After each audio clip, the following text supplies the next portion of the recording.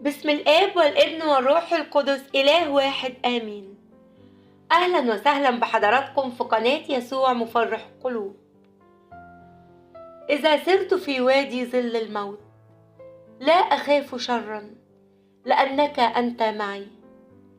رسالة أمنا العذراء مريم ليك النهاردة. لا تخف، طول ما أنت مع يسوع اتكل عليه واطمن، فهو كفايتك، هو سندك الأعظم، هيعوضك عن كل الخسائر، هيمسح كل الدموع، هيجبر كل الكسور. لو عندك إيمان مثل حبة خردل مفيش حاجة في الدنيا ممكن تقلقك. ده انت محفوظ في حدقة عينه ومنقوش على كفه. بكلمة واحدة من فمه هيفتح ليك أبواب البركة وهيقفل كل باب مفتوح للشر. هيصنع معاك أمرا جديدا، هيعدي بيك كل صعب ويرفعك فوق جبال المستحيلات. إلهك يسوع المسيح قادر على كل شيء، سيعبر بك وادي الآلام والوجع لأنه يستطيع كل شيء ولا يعثر عليه أمر.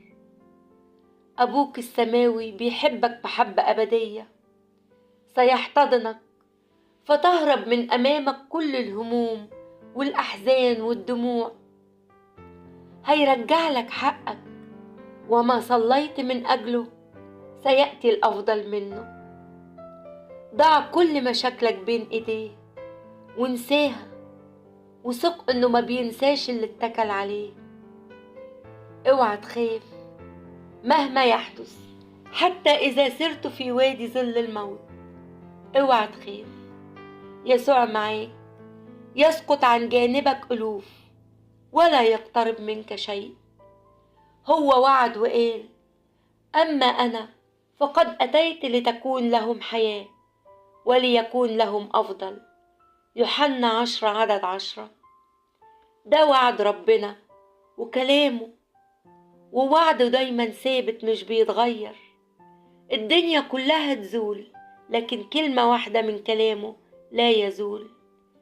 تشدد وتشجع وسيب الفرصة ليه، اتكل عليه، خلي عندك إيمان بقوته وبقدرته، وثق إن اللي جاي كله أفراح وتعويضات.